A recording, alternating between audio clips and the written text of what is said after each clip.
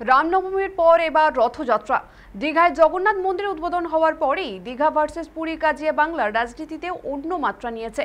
রামনবমীর পর এবার জগন্নাথ দেবের রথ নিয়ে টক্করে পথে নামছে বিজেপি। যদিও বিজেপির এই উদ্যোগকে অবশ্যই সংকীর্ণ রাজনীতি হিসেবেই বিধেছে তৃণমূল। বাংলায় ধর্মের রাজনীতি। রামনবমীর পর এবার ধুমধাম করে রথযাত্রা পালন করতে চলেছে বঙ্গ বিজেপি। আসন্ন বিধানসভা ভোটের কথা মাথায় রেখে বিজেপি বাংলায় নতুনভাবে হিন্দুত্বের জিগির তুলতে চাইছে। শুক্রবার রথযাত্রা। দীঘার নবনির্মিত জগন্নাথ মন্দিরে প্রথমবার আয়োজিত হচ্ছে রথযাত্রা। আর এই ঐতিহাসিক মুহূর্তের সাক্ষী থাকছেন মুখ্যমন্ত্রী মমতা বন্দ্যোপাধ্যায়। বুধবার তিনি পৌঁছে যান দীঘায়। বৃহস্পতিবার ঘুরে দেখেন প্রস্তুতি। আগে থেকেই দীঘার জগন্নাথ দেবের প্রসাদ রাজ্য জুড়ে বিলি শুরু হয়েছে। পাশাপাশি রথযাত্রা নিয়েও দীঘায় তুমুল উৎসাহ উদ্দীপনা। তবে এসবের মাঝেই রথযাত্রায় জেলায় জেলায় রথ উৎসব পালনের তোড়জোড় শুরু করেছে গেরুয়া শিবির, যা আগে ছিল না। রামনবমী নিয়ে বিজেপির হইচইয়ের মাঝেই এবার ইস্যু রথযাত্রা। বুধবারই বিরোধী দলনেতা শুভেন্দু অধিকারী রথযাত্রায় বাংলার হিন্দু সমাজকে ঐক্যবদ্ধ হওয়ার আহ্বান জানান। একটা ভাস্কর্য বানিয়েছেন, প্রথমত ওটা মন্দির নয়, আমি হিন্দু, ওটা মন্দির নয়, ওটা একটা ভাস্কর্য বানিয়েছেন সরকারি টাকায়, কিছু হলুদ ফ্ল্যাগ রাস্তায় টাঙিয়েছেন।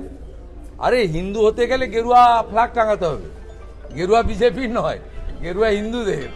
আমি তো ওর থেকে বেশি লোক নিয়ে সিআর এভিনিউতে রথ টানবো বেলা 12টার সময় কলকাতাতে লোক সংস্কৃতি পরিষদে। অর্থাৎ আমরা বরাবর করি, নতুন করবো। হালি হিন্দু সাজার জন্য মমতা কি করবে তার খবর রাখুন।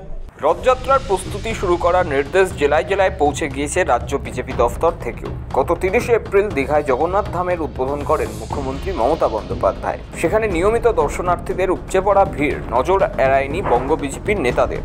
রাজ্য সরকারের তরফে বাংলার প্রতিটি বাড়িতে জগন্নাথের প্রসাদ পাঠানোরও সিদ্ধান্ত নেওয়া হয়েছে, যা দেখে গেরুয়া শিবিরের একাংশের ধারণা বিজেপির হিন্দুত্ব ইস্যুতেও এবার থাবা বসাতে চাইছে জোড়াফুল শিবির।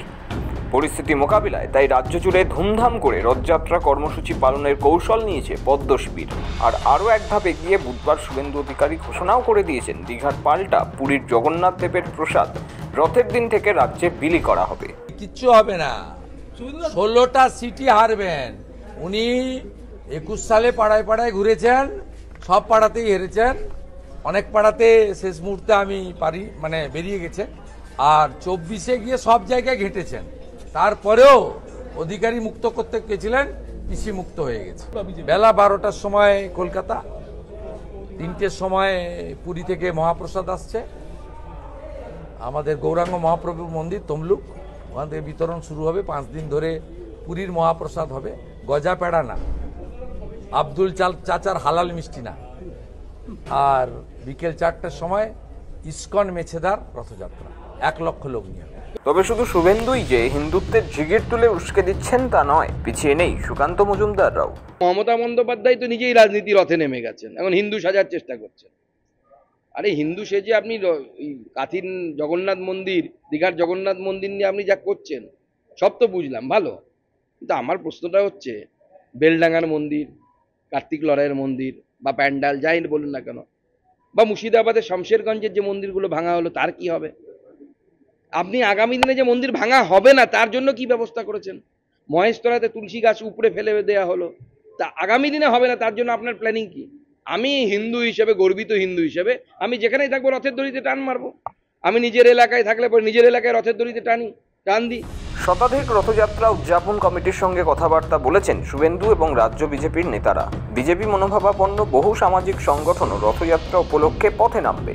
রথযাত্রা পালনের চূড়ান্ত রূপরেখা তৈরি করে ফেলেছে বঙ্গ বিজেপি। তাদের এই উদ্যোগকে অবশ্য সংকীর্ণ রাজনীতি হিসেবেই বিধেছে তৃণমূল। প্রথম ওখানে রথযাত্রা, সেখানে যাচ্ছেন, তো এটা রথযাত্রা কি বাংলায় নতুন নাকি? রথযাত্রা বাংলায় যুগে যুগে হয়ে এসছে। এখন মন্দিরটা বাংলার মানুষের আবেগকে সম্মান দিয়ে জগন্নাথ ভক্তদের জন্য মমতা বন্দ্যোপাধ্যায় করেছেন। প্রথমবার রথ হচ্ছে সেখানে, তাই সেখানে উন্মাদনতা স্বাভাবিকভাবেই সেটা বেশি আছে। কিন্তু তার সঙ্গে আছে বিজেপি এই যেগুলো পাল্টা করতে যায়, কি লাভ হয়? সেই তো দিনের শেষে মানুষ রিজেক্ট করে, ভোটে গোহারা হারে। কারণ মমতা বন্দ্যোপাধ্যায় বা তৃণমূল কংগ্রেস যেমন সব ধর্মকে সম্মান করেন, কিন্তু ধর্মভিত্তিক রাজনীতিটা করেন না। রাজনীতিটা করেন রুটি কাপড় মাকান দেওয়ার জন্য মানুষকে। আর বিজেপি রুটি কাপড়ার মাকান করে না, তারা শুধু ধর্মের ভিত্তিতে মেরুকরণ করে। তাৎপর্যপূর্ণ বিষয় হলো, বাংলায় বিজেপির ধর্মীয় মেরুকরণের রাজনীতির অভিযোগ থাকলেও কখনো তা এভাবে প্রকট হয়নি। 26-এর ভোটের আগে বিধানসভায় হিন্দু হিন্দু বলে গলা ফাটানোর নজিরও বোধহয় নেই। তবে এমন কি হলো যে 26-এর ভোটের আগে হঠাৎ করে বিজেপির এই ধর্মীয় মেরুকরণের রাজনীতি প্রকট হয়ে উঠল? আসলে এই কড়াপাকের হিন্দুত্বের রাজনীতি কৌশলগতভাবেই করছেন শুভেন্দুরা। অনেকের মতে বিধানসভা ভোট পর্যন্ত এই শঠে ষাটঠং চলবে, কারণ শুভেন্দুরা বুঝে গিয়েছেন হিন্দু ভোটের আরও মেরুকরণ না ঘটলে তারা 40% ভোটের বেড়া টপকাতে পারবেন না। আবার তৃণমূলের ভোট ব্যাংক সমৃদ্ধ হয়েছে সংখ্যালঘু ভোটে। সুতরাং দুই শিবিরের কৌশল ও স্বার্থ এখানে জলের মতোই স্বচ্ছ। তবে এসবের মাঝেই আশঙ্কা থেকে যাচ্ছে বিজেপির এই যে নাটকীয়তা, হিন্দু স্লোগানের মোড়কে সরকার প্রতিষ্ঠান বিরোধিতার বিষয়ে আশয়গুলো আদৌ দেখা হচ্ছে নাকি হারিয়ে যাচ্ছে? বিজেপির চাল বুঝে মমতা বন্দ্যোপাধ্যায় মাত দেওয়ার কৌশল খুঁজে ফেলছেন না তো? প্রশ্ন কিন্তু উঠছে সেখানেও। সব মিলিয়ে 26-এর আগে এক বেনজির সংঘাতের সাক্ষী থাকছে বাংলা, যে বেনজির সংঘাত হয়তো আগে দেখেনি বাংলা। ব্যুরো রিপোর্ট, সময়, কলকাতা।